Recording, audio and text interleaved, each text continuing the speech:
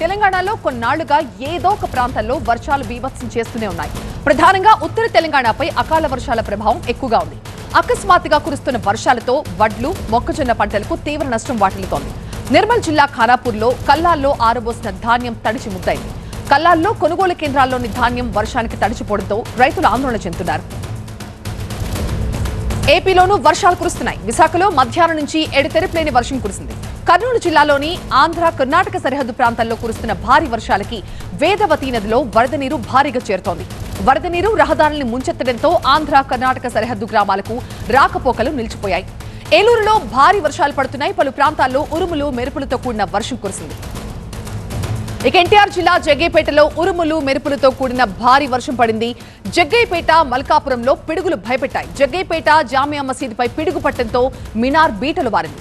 హైదరాబాద్ లో మధ్యాహ్నం తర్వాత వాతావరణం ఒక్కసారిగా మారిపోయింది. ఉదయం నుంచి ఎండగా ఉన్న వాతావరణం వర్షంతో ఒక్కసారిగా చల్లబడింది. హైదరాబాద్ లోని పలు ప్రాంతాల్లో భారీ వర్షం పడింది.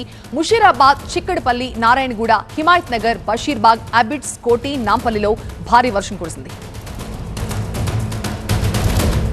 మా ప్రతినిధి ఖాజా ప్రస్తుతం లైవ్ లో జాయిన్ అవుతున్నారు మరింత సమాచారంతో. ఖాజా, ఇంకా మే నెల కంప్లీట్ కాకముందే వర్షాలేంటి, వెదర్ కి సంబంధించి వాతావరణ శాఖ ఏం చెప్తోంది? ముందు ముందు వర్షాలు ఇంకా ఎలా ఉండబోతున్నాయి? ఖచ్చితంగా ఈసారి వర్షాల ప్రభావం తీవ్రంగానే ఉంటుందని వాతావరణ శాఖ ఇప్పటికే అంచనా వేసింది. ఇందుకు తగ్గట్టుగానే సాధారణం కంటే ముందుగానే ఆ ఋతుపవనాలు కూడా ఆగమనం క్రమంగా బలాన్ని పుంజుకుంటూ ఉన్నాయి. అయితే ఈ నేపథ్యంలోని ఉత్తర కర్ణాటక, గోవా పరిసర ప్రాంతాల్లో, మధ్య అరేబియా ప్రాంతంలో ఒక ఉపరితల ఆవర్తనం ఉంది.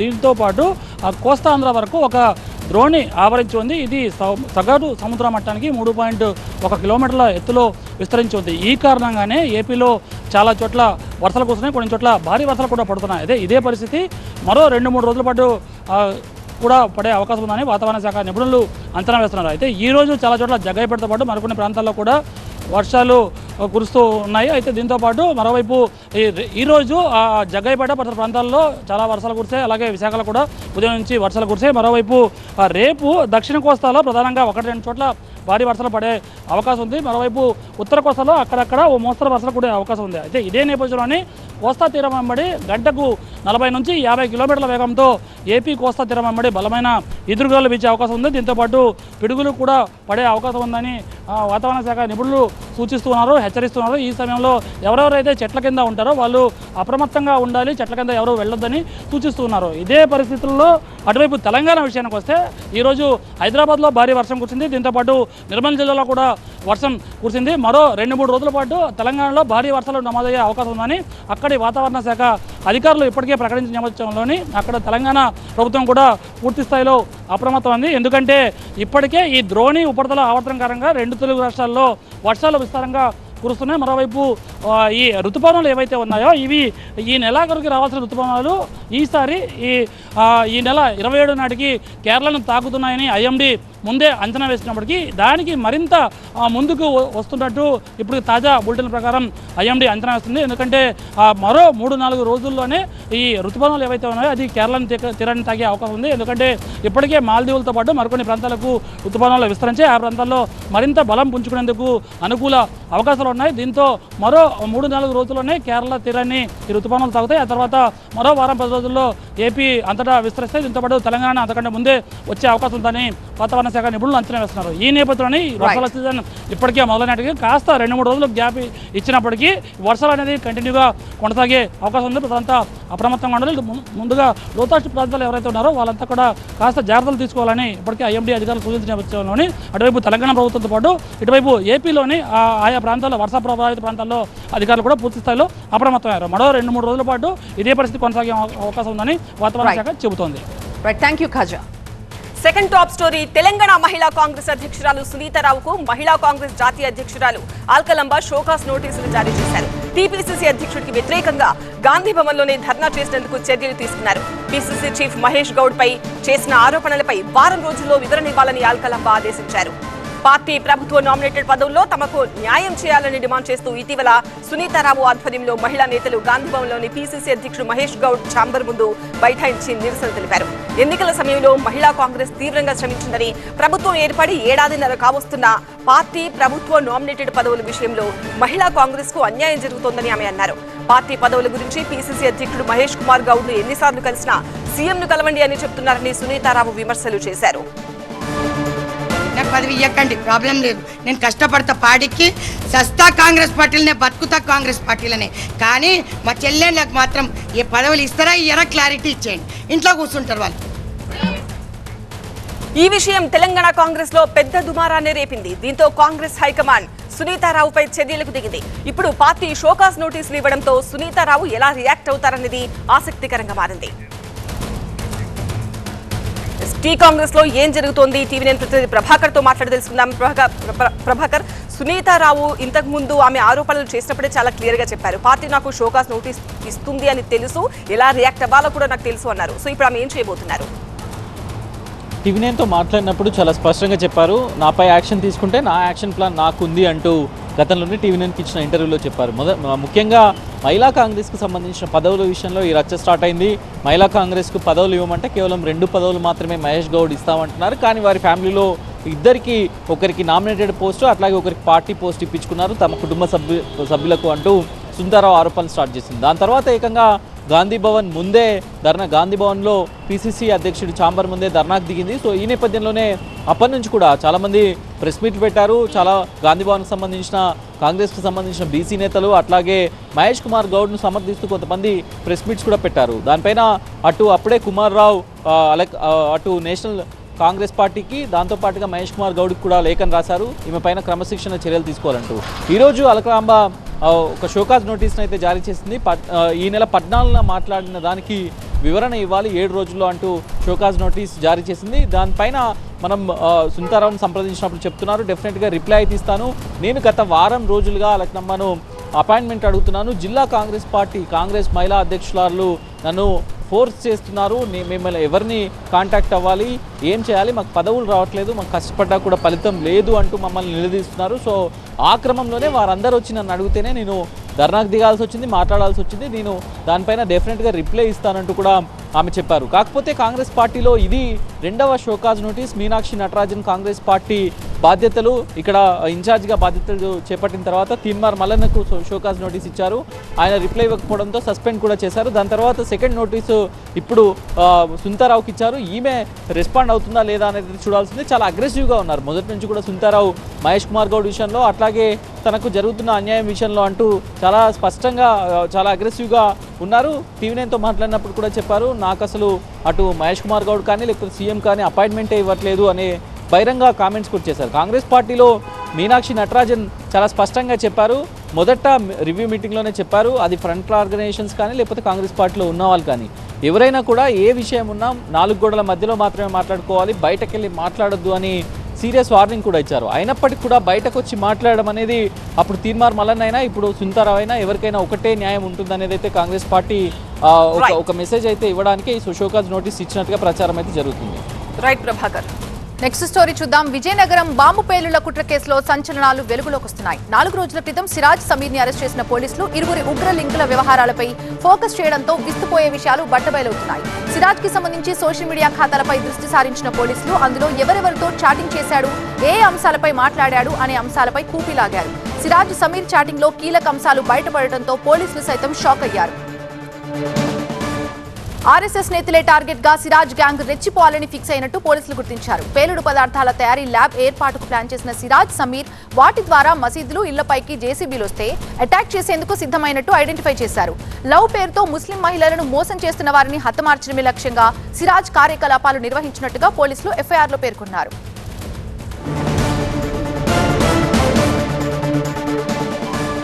మరోవైపు సిరాజ్ సమీర్ ని 5 రోజుల కస్టడీకి కోర్టు అనుమతించింది. విజయనగరం పోలీసులు ఇద్దరిని 5 రోజుల పాటు విచారించనుండడం ఆసక్తి రేపుతోంది. సిరాజ్ ఆర్థిక లావాదేవీలపైన పోలీసులు ఫోకస్ పెట్టారు. సిరాజ్ ఖాతాలో ఇప్పటికే 30 లక్షలు ఉన్నట్టు గుర్తించారు. ఒమన్లో ఉంటున్న హైదరాబాద్ కు చెందిన ఇమ్రాన్ అక్రమ్ ద్వారా పలు దఫాలుగా సిరాజ్ అకౌంట్ లో డబ్బులు క్రెడిట్ అయినట్టుగా తేల్చారు. ఈ మొత్తం వ్యవహారంలో ఇమ్రాన్ అక్రమ్ ప్రధాన సూత్రధారిగా పోలీసులు గుర్తించారు. ఈ క్రమంలోనే ఇమ్రాన్ అక్రమ్ సిరాజ్ కి డబ్బులు పంపినట్టు వివరాలు సైతం సేకరించారు. ఇక ఉగ్ర లింకుల కేసులో అరెస్ట్ అయిన సిరాజ్, సమీర్ ప్రస్తుతం విశాఖ సెంట్రల్ జైల్లో ఉన్నారు. ఇరువురి ఉగ్ర లింక్స్ కి సంబంధించి ఇప్పటికే కీలక విషయాలు వెలుగులోకి రాగా కస్టడీలో మరింత క్లారిటీ వచ్చే అవకాశాలున్నాయి. పూర్తి డీటెయిల్స్ మా ప్రతినిధి కోటేశ్వరరావు అందిస్తారు. కోటేశ్వరరావు, సిరాజ్ అండ్ సమీర్ కస్టడీలో రిమాండ్ లో ఏం తేలింది? వీళ్ళ బ్యాంక్ అకౌంట్స్ సైతం ఓపెన్ చేసి దానికి డీటెయిల్స్ తెలిసి చెప్తామని చెప్తున్నారు పోలీసులు. దీనికి సంబంధించి అప్డేట్స్ ఏంటి? ఎస్, సిరాజ్ సమీర్కి సంబంధించి ఏదైతే బాంబు పేలుల కుట్ర వ్యవహారంలో అయితే సంచలన విషయాలు వెలుగులోకి వస్తున్నాయి. వీరిద్దరూ కూడా సిగ్నల్ యాప్ ద్వారా చేసినటువంటి చాటింగ్ ఏదైతే ఉందో ఆ చాటింగ్ అంతా కూడాను ప్రస్తుతానికి వెలుగులోకి తీసుకొచ్చారు అధికారులు. ప్రధానంగా చూస్తే వీళ్ళు రాకెట్ లాంచర్ని ఎలా తయారు చేయాలనేది నేర్చుకున్నారు. ఇదంతా కూడాను సౌదీ అరేబియా, అదేవిధంగా ఒమన్ దేశాలకు సంబంధించిన హ్యాండర్స్ ద్వారా వీరు ఎలా నేర్చుకోవాలని తెలుసుకోవడంతో పాటు కొంత సోషల్ మీడియాలో కూడా కొన్ని ప్రికాషన్స్ తీసుకునే విధంగా కూడా సోషల్ మీడియాను కూడా ఫాలో అయ్యారు. ఇదంతా కూడా సెంట్రల్ ఇంటెలిజెన్స్ బ్యూరో మొత్తం కూడా రికార్డ్ చేసింది. ఆ చాట్ అన్ని కూడా ఇప్పుడు వెలుగులోకి రావడంతో సంచలనంగా మారింది. ఎందుకంటే ప్రశాంతంగా ఉన్న విజయనగరం జిల్లా కావచ్చు, ఉత్తరాంధ్ర కావచ్చు, ఎప్పుడు ఇంతవరకు టెర్రర్ అనే వ్యవహారాలు తెలియని ఏరియాలో ఇప్పుడు టెర్రరిస్ట్ భావజాలాలతో రాకెట్ లాంచర్లు, అదేవిధంగా జనసాంద్రత ఎక్కువగా ఉన్నటువంటి జనాలు ఎక్కువగా ఉన్నటువంటి ప్రాంతాల్లో పేలుల వ్యవహారం ఏదైతే ఉందో ఒక్కసారి ఉలిక్కిపడే పరిస్థితి కనిపిస్తుంది. ప్రస్తుతానికైతే ఈ విజయనగరం 2 టౌన్ పోలీసులు ఎఫ్ఐఆర్ నమోదు చేసిన నేపథ్యంలో 5 రోజుల పాటు కస్టడీకి ఇచ్చిన వాతావరణం ఉంది. 5 రోజుల పాటు కస్టడీకి ఇచ్చారని ఇంకా ఆర్డర్స్ రాలేదు. ఆర్డర్స్ వచ్చిన తర్వాత వాళ్ళిద్దరిని అదుపులో తీసుకుంటారు. అదుపులో తీసుకొని విచారించిన తర్వాత మరిన్ని విషయాలు కూడా వెలుగులోకి వచ్చే అవకాశం ఉంది. ప్రస్తుతానికైతే పోలీసులు పూర్తిగా DCCB బ్యాంక్ ఖాతాలో ఉన్నటువంటి సిరాజ్ కుటుంబ సభ్యులు అకౌంట్లో ఉన్నటువంటి 30 లక్షలకు పైగా డిపాజిట్స్ ఏదైతే ఉన్నాయో దాని మీద దృష్టి సారించారు. ఈ డిపాజిట్లు ఎక్కడి నుండి వచ్చాయి, ఏంటి, ఈ అమౌంట్ అంతా కూడా గతం నుండి వచ్చాయా, ఈ రీసెంట్గా వేసారనే దానిపైన ప్రధానంగా దృష్టి సారించారు. దీనికి సంబంధించి కూడా NIA ఇప్పటికే పెద్ద ఎత్తున దృష్టి సారించింది. 10 మంది NIA అధికారుల టీం విజయనగరం జిల్లాలో టెస్టా వేసింది. గత 2 రోజుల నుంచి కూడా ఒక్కొక్కరు ఇద్దరిద్దరుగా విడిపోయి బ్యాంకు ఖాతాలు కావచ్చు, లేకపోతే అలా బంధువులని విచారించడము, కుటుంబ సభ్యులు విచారించడము, ఇలాంటి అనేక రకాలుగా కూడా వీరు పెద్ద ఎత్తున విచారణ సాగిస్తున్నారు. అయితే కస్టడీలోకి తీసుకున్న తర్వాత మరిన్ని విషయాలు వెలుగులోకి వచ్చే అవకాశం ఉంది. అయితే సిరాజ్ యొక్క ఏదైతే ఉందో సిరాజ్ యొక్క భావాలు కానీ అతని లక్ష్యాలు కానీ చాలా బలంగా ఉన్నాయి. దీనికి సంబంధించి ప్రధానంగా దృష్టి సారించారు. అసలు సిరాజ్ తోటి ఇంకా ఎవరెవరు ఉన్నారు? సౌదీ అరేబియా, ఒమన్ దేశాలతో పాటు ముంబై, కలకత్తా, బెంగళూరు, గుల్బర్గాకు సంబంధించి సయ్యుద్దీన్ ఎవరైతే ఉన్నారో ఆ మాస్టర్ మైండ్ ఎవరు అనే దానిపైన కూడా ప్రధానంగా దృష్టి సారించారు. దానికి సంబంధించి కూడాను ఇప్పటికే వివిధ దర్యాప్తు బృందాలు కూడా పెద్ద ఎత్తున దర్యాప్తు సాగిస్తున్నాయి. అయితే దీనికి సంబంధించి పేలుడు పదార్థాలు కొనుగోలు చేయడానికి అమౌంట్ ఎక్కడి నుంచి వచ్చాయని ఆరాధీగా ఒమన్ దేశం నుంచి ఇమ్రాన్ అక్రమ్ అనే వ్యక్తి 3,000 రూపాయలు కూడా ఇతని అకౌంట్కి పంపించడం జరిగింది. దాని ద్వారా పేలులకు సంబంధించిన పదార్థాలు కొనడం జరిగింది. అయితే దీనికి సంబంధించి ప్రధానంగా ఏ విధంగా ముందుకు ఇంకా ఏ విధమైన ప్లానింగ్ చేశాడు, ఈ పేలులకు సంబంధించి ఎలాంటి కుట్రకోణం ఉందనే దానిపైన NIA అధికారులు కావచ్చు, డివిజనల్ పోలీసులు పెద్ద ఎత్తున దర్యాప్తు చేపడుతున్న పరిస్థితి కనిపిస్తుంది. Thank you Koteswararao. నిర్మాతలకి ఎగ్జిబిటర్లకి మధ్య వివాదం నడుస్తోంది. టాలీవుడ్ కి సంబంధించిన వార్త మనం చూస్తున్నాం. లాభాల్లో వాటా డిమాండ్ చేస్తున్నారు ఎగ్జిబిటర్లు. ఈ ఉదయం ఫిల్మ్ ఛాంబర్ పెద్దలతో ఎగ్జిబిటర్ల భేటీ ముగిసింది. ఉదయం జరిగిన డిస్ట్రిబ్యూటర్స్ భేటీలో షేరింగ్ విధానంపై ఏకాభిప్రాయం కుదరలేదు. సింగిల్ స్క్రీన్ల వల్ల వస్తున్న నష్టాలు చెప్పుకొచ్చారు ఎగ్జిబిటర్లు. నిర్మాతలతో మాట్లాడి లాభాల్లో వాటా ఇప్పించాలని విన్నవిస్తున్నారు. కొందరు నిర్మాతలతో ఫిల్మ్ ఛాంబర్ భేటీ అయింది. రేపో ఎల్లుండో నిర్మాతలు, ఎగ్జిబిటర్లు భేటీ ఏర్పాటు చేయనుంది ఛాంబర్. ఇక వస్తుందంటే సినిమాల సీజన్, అది కూడా భారీ బడ్జెట్ సినిమాలు. అసలు సింగిల్ స్క్రీన్లు తెలుగు రాష్ట్రాల్లో ఎన్నున్నాయి, వాళ్ళకి ఇప్పుడున్న చెల్లింపులు ఎలా జరుగుతున్నాయి, ఆ డీటెయిల్స్ ఒకసారి చూద్దాం. నిర్మాతలు, ఎగ్జిబిటర్ల మధ్య వివాదం ముదురుతోంది. పర్సంటేజ్ సిస్టమ్ కోసం పట్టుబడుతున్న ఎగ్జిబిటర్లు తమ డిమాండ్లను ఒప్పుకోకపోతే థియేటర్లను మూసేస్తామంటూ ఇప్పటికే ప్రకటించారు. దాంతో నిజంగానే థియేటర్లు మూతపడతాయని చర్చ జరుగుతుంది. తెలుగు రాష్ట్రాల్లో ఆల్రెడీ చాలా థియేటర్స్ ఖాళీగా కనిపిస్తున్నాయి. సరైన సినిమాలు లేక స్క్రీన్స్ అన్నీ వెలవెలబోతున్నాయి. ఇలాంటి సమయంలో నిర్మాతలు, ఎగ్జిబిటర్ల మధ్య వివాదం ముదిరి పాకాన పడడం ఎవరికి మంచిది కాదనే మాట వినిపిస్తుంది.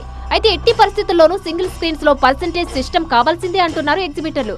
కానీ అది అస్సలు వర్కౌట్ కాదంటున్నారు నిర్మాతలు.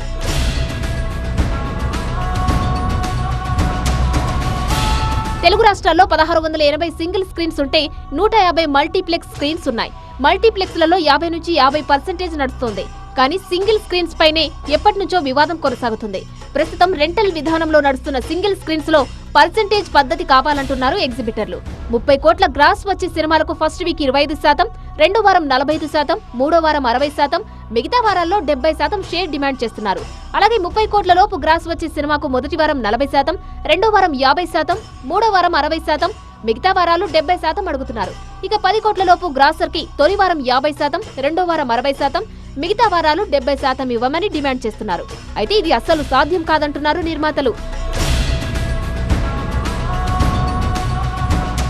క్యూబ్, యూఎఫ్ఓ లాంటి ఛార్జీలన్నీ నిర్మాతలే కడుతున్నారు. మరోవైపు థియేటర్ యాడ్స్, టికెటింగ్ యాప్స్ మరి మొత్తం ఎగ్జిబిటర్ల జేబుల్లోకే వెళ్తున్నాయి.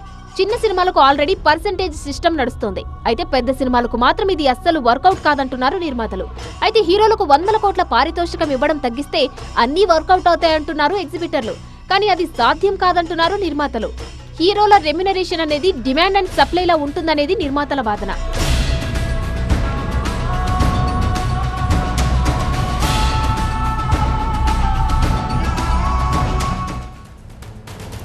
సో ఎగ్జిబిటర్లు అలాగే నిర్మాతల మధ్య కాంప్రమైజ్ అనేది జరుగుతుందా, లేకపోతే వివాదం ఇంకా నెక్స్ట్ లెవెల్కి వెళ్తుందా? ఎక్స్ప్లెయిన్ చేయడానికి మా ఎంటర్టైన్మెంట్ ఎడిటర్ లక్ష్మీనారాయణ గారు లైవ్లో సిద్ధంగా ఉన్నారు. లక్ష్మీనారాయణ, ఏమన్నా కాంప్రమైజ్ అయ్యే ఛాన్స్ ఉందా? అసలు లాభాల్లో వాటా అడగటం ఎంతవరకు సమంజసం? నిర్మాతలు ఏమంటున్నారు? అంటే నిర్మాతలకు జరిగే బెనిఫిట్స్ గురించి ఎగ్జిబిటర్స్ జరిగే బెనిఫిట్స్ గురించి నిర్మాతలు మాట్లాడుతున్నారు. At the same time single స్క్రీన్స్లో 30 to 40% మాత్రమే రెవెన్యూ షేర్ వస్తుంది, మిగిలినదంతా సింగిల్ స్క్రీన్స్లో వస్తుంది.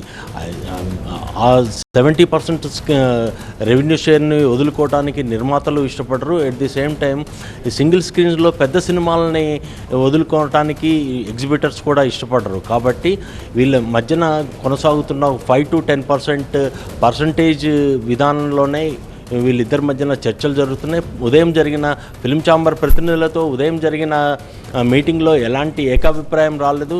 చాలా వాడివేడిగా చర్చలు జరిగాయనే విషయం మనకు తెలుస్తుంది. ప్రస్తుతం ఇప్పుడు ఫిల్మ్ ఛాంబర్లో అగ్ర నిర్మాతలైన అందరూ దిల్ రాజు, సురేష్ బాబు, మైత్రి రవి, సితారా నాగవంశీ, బాపినేడు అందరితోటి మీటింగ్ జరుగుతోంది. ఇప్పుడు రన్నింగ్లో ఉన్న సినిమాలు, పెద్ద సినిమాల నిర్మాతలు అందరూ ఈ మీటింగ్లో పాల్గొన్నారు. వీళ్ళతోటి ఈ డిస్ట్రిబ్యూటర్ల సంబంధించిన అంశాలన్నీ ఈ నిర్మాతలతో చర్చించిన పిదప రేపు ఈ నిర్మాతలు డిస్ట్రిబ్యూటర్లతో ఒక మీటింగ్ ఏర్పాటు చేసి ఈ ఒకవేళ ఈ దీంట్లో గనక పరిష్కారం రాకపోతే ఒక కమిటీ వేసే ఆలోచనలో ఫిల్మ్ ఛాంబర్ ఉన్నది. ఈ త్వరలో దీనికి సంబంధించిన అన్ని పరిష్కారాలు దొరుకుతాయని ఫిల్మ్ ఛాంబర్ సెక్రటరీ చెప్తూ ఉన్నారు. నీలిమా, రైట్ అండి, థ్యాంక్ యూ. ఇక నేషనల్ హెరాల్డ్ కేసులో ఈడీ సంచలన ఆరోపణలు చేసింది. సోనియా, రాహుల్ 142 కోట్ల స్కామ్ కు పాల్పడ్డారని, మనీ లాండరింగ్ కు పాల్పడినట్లు ఆధారాలున్నాయని కోర్టుకు తెలిపింది ఈడీ. వాదనలు వినిపించేందుకు సమయం కావాలని కోరారు ప్రతివాదులు. నేషనల్ హెరాల్డ్ కేసులో సోనియా, రాహుల్ కు కష్టాలు మరింత పెరిగాయి. నేషనల్ హెరాల్డ్ ఆస్తులను ఇద్దరు చట్టవిరుద్ధంగా అనుభవిస్తున్నారని, ఇది మనీ లాండరింగ్ కిందకే వస్తుందని ఈడీ కోర్టులో వాదనలు వినిపించింది. సోనియా, రాహుల్ పాత్రపై ప్రాథమిక ఆధారాలున్నాయని కోర్టుకు తెలిపింది. మా బ్యూరో చీఫ్ గోపి మరింత సమాచారం అందించేందుకు సిద్ధంగా ఉన్నారు. గోపి, ఈడీ సంచలన ఆరోపణలకు కాంగ్రెస్ నుండి ఎలాంటి రియాక్షన్స్ వస్తున్నాయి? ఎస్, కాంగ్రెస్ పార్టీ యాజ్ యూజువల్గానే ఇది రాజకీయ కక్ష సాధింపు చర్యలో పెట్టిన కేసు. అందులో నేషనల్ హెరాల్డ్ కేసులో అసలు ఎటువంటి ఆర్థిక లావాదేవీలు, అక్రమ లావాదేవీలు లేవు. కేవలం ఇటు రాజకీయంగా కాంగ్రెస్ పార్టీని ఎదుర్కోలేక ఇటువంటి కేసులతో ఇబ్బంది పెడుతున్నారని చెప్పి రాజకీయంగా ఎప్పుడు చేసే ప్రకటనలే, ముఖ్యంగా వ్యాఖ్యలే కాంగ్రెస్ పార్టీకి సంబంధించిన నేతలు చేస్తున్నారు. అయితే మనీ లాండరింగ్ కేసుకు సంబంధించి ఎన్ఫోర్స్మెంట్ డైరెక్టరేట్ వద్ద ఆధారాల ప్రకారం prevention of money laundering act section 50 కింద కేసు నమోదు చేయడం జరిగింది. ఇది ప్రధానంగా బీజేపీ నేత సుబ్రహ్మణ్య స్వామి 2014లో ముఖ్యంగా ఈ అవకతవకలు జరిగాయి. నేషనల్ హెరాల్డ్ ఆస్తులు యంగ్ ఇండియా లిమిటెడ్ ద్వారా సోనియా గాంధీ, రాహుల్ గాంధీ వీరంతా హస్తగతం చేసుకున్నారని చెప్పి 2014లో వేసిన కేసుని 2021లో ఎన్ఫోర్స్మెంట్ డైరెక్టరేట్ ఈసీఆర్ నమోదు చేసి కేసుని మనీ లాండరింగ్ కోణంలో ఇన్వెస్టిగేట్ చేయడం జరిగింది. ప్రధానంగా ఈ నేషనల్ హెరాల్డ్ పత్రికను అసోసియేట్ జనరల్ లిమిటెడ్ వారి ఆధ్వర్యంలో ఈ పత్రిక ప్రచురితమయ్యేది. ఆ తర్వాత అది నష్టాల్లో ఉందని చెప్పి యంగ్ ఇండియా లిమిటెడ్ కంపెనీ పేరుతో ఒక కంపెనీని, ముఖ్యంగా సోనియా గాంధీ, రాహుల్ గాంధీకి కంపెనీలో 76% వాటా ఉందన్న విషయాన్ని కూడా ఈరోజు కోర్టులో చెప్పడం జరిగింది. ప్రధానంగా ఈరోజు ఈరోజు కోర్టుల ముందుకు రావడానికి గల కారణం ఎన్ఫోర్స్మెంట్ డైరెక్టరేట్ దాఖలు చేసిన ఛార్జ్షీట్ను పరిగణలోకి తీసుకోవాలన్న అంశంపైన ఈరోజు కోర్టులో విచారణ సందర్భంగా ఈ సంచలన ఆరోపణలు 142 కోట్ల రూపాయలు ఏవైతే ఇటు యంగ్ ఇండియా లిమిటెడ్లో వాటాదారులుగా ఉన్న Sonia Rahul Gandhi National Herald AJL ద్వారా వచ్చిన ఆస్తులకు సంబంధించిన ముఖ్యంగా వాటి ఆదాయాన్ని వీరు వాడుకున్నారు. ముఖ్యంగా అది రెంట్ల రూపంలో కానీ మరే ఇతర రూపంలో కానీ నేరపూరిత ఆదాయాన్ని వీరి వద్ద కలిగి ఉండడం కూడా అది మనీ లాండరింగ్ కిందకే వస్తుంది అన్న అంశాన్ని ఈరోజు కోర్టుకు తెలియపరచడం జరిగింది. మొత్తం 7గురిని ఈ కేసులో నిందితులుగా చేర్చడం జరిగింది. నేషనల్ హెరాల్డ్ కేసుకు సంబంధించి సోనియా గాంధీ, రాహుల్ గాంధీ, అలాగే సుమన్ దుబేతో పాటుగా శామ్ పిట్రోడా, అలాగే యంగ్ ఇండియా లిమిటెడ్తో పాటుగా ఇటు డోటెక్స్ మర్చెండైజ్ ప్రైవేట్ లిమిటెడ్, అలాగే సునీల్ భండారి వీరందరినీ కూడా నిందితులుగా వీరు నేరానికి పాల్పడ్డారు అనడానికి ఆధారాలు ఉన్నాయని చెప్పి ఈరోజు ఎన్ఫోర్స్మెంట్ డైరెక్టరేట్ కోర్టుకు తెలియపరచడం జరిగింది. అయితే 5,000 పేజీలతో ఛార్జ్షీట్ దాఖలు చేశారు కాబట్టి ఈ ఛార్జ్షీట్ మొత్తం చదవడానికి మాకు సమయం కావాలని చెప్పి ఇటు సోనియా గాంధీ, రాహుల్ గాంధీ తరపు న్యాయవాది అభిషేక్ మను సింఘ్వి సమయం కోరడం జరిగింది. అయితే అవసరం లేదు అని అభ్యంతరపరిచారు అడిషనల్ సొలిసిటర్ జనరల్ ఎస్వి రాజు. సో నెక్స్ట్ హియరింగ్ అనేది జూలై నెలలో వరుసగా రోజువారీ విచారణని రౌజవెన్యూ కోర్టు కొనసాగించబోతోంది. విశాల్ గోగ్నే ప్రత్యేక కోర్టు న్యాయమూర్తి జూలై 2వ తేదీ నుంచి జూలై 8వ తేదీ వరకు కూడా ఈ నేషనల్ హెరాల్డ్ కేసులో సోనియా గాంధీ, రాహుల్ గాంధీ మనీ లాండరింగ్ పాల్పడ్డారా, ఈ ఛార్జ్షీట్ని పరిగణలోకి తీసుకోవాలా అన్న అంశానికి సంబంధించి వరుస వాదనల్ని జూలై నెలలో వెకేషన్ తర్వాత, సమ్మర్ వెకేషన్ తర్వాత కొనసాగించబోతుంది. కానీ కాంగ్రెస్ పార్టీ మాత్రం కేవలం కక్ష సాధింపు చర్యలో భాగంగానే రాజకీయంగా ఎదుర్కోలేక ఇప్పుడు అన్ని అంశాలపైన కూడా రాహుల్ గాంధీ ప్రశ్నిస్తున్నారు. ఇది ఆపరేషన్ సింధూర్ విషయంలో ముందస్తు సమాచారాన్ని పాకిస్తాన్కి ఇచ్చారన్న విషయంలో ఇప్పుడు రాహుల్ గాంధీ ఇటు ప్రధాని మోడీని, కేంద్ర ప్రభుత్వాన్ని ప్రశ్నిస్తున్నారు. సో ఈ విధంగా ప్రశ్నించే ప్రతిసారి ఈ కేసును తిరగదోడి ఏమీ లేని కేసులో బూచిగా చూపించి రాజకీయం చేస్తుంది బీజేపీ, దర్యాప్తు సంస్థల్ని వాడుకుంటుంది అని చెప్పి కాంగ్రెస్ రాజకీయపరమైన వ్యాఖ్యలు చేస్తున్నప్పటికీ ఎన్ఫోర్స్మెంట్ డైరెక్టరేట్ మాత్రం పక్కా ఆధారాలతో ముఖ్యంగా 2023లో అనేక ఆస్తుల్ని అటాచ్ చేశాం. అప్పటి వరకు కూడా ఇటు ఈ ఆస్తుల ద్వారా వచ్చే ఆదాయం ఢిల్లీ, ముంబై, పట్నా ఇటువంటి కొన్ని ప్రాంతాల్లో ఉన్న ఆస్తుల ద్వారా రెంట్లు అలాగే ఇతర ఆదాయాన్ని కాంగ్రెస్ పార్టీ పొందుతోంది. ఈ యంగ్ ఇండియా లిమిటెడ్ కూడా ఇటు కాంగ్రెస్ కార్యకర్తల యొక్క విరాళాలని ఒక ఆస్తులుగా మలిచే ఒక డమ్మీ కంపెనీగా కూడా ఎన్ఫోర్స్మెంట్ డైరెక్టరేట్ తరఫున న్యాయవాది ఎస్వి రాజు ఈరోజు కోర్టుకు తెలియపరచడం జరిగింది. సో చాలా కీలక విషయాలు ఈ కేసు తదుపరి విచారణ సందర్భంగా, వాదనల సందర్భంగా వెలుగులోకి వచ్చే అవకాశం ఉంది. ఇటు ఈ నేషనల్ హెరాల్డ్కి సంబంధించిన ఆస్తుల ద్వారా వచ్చిన ఆదాయాన్ని పూర్తిగా రాహుల్ గాంధీ, సోనియా గాంధీ అక్రమంగా వాడుకున్నారు. దాన్ని కూడా రికవరీ చేయాల్సి ఉందన్న విషయాన్ని కూడా ఈరోజు కోర్టుకు చెప్పడం జరిగింది. తదుపరి జూలై నెలలో జూలై 2 నుంచి 8వ తారీఖు వరకు కూడా రోజువారీ విచారణలో భాగంగా మరిన్ని విషయాలు ఈ కేసుకు సంబంధించి వెలుగులోకి వచ్చే అవకాశం ఉంది. ఇది ఈరోజు 5 at 5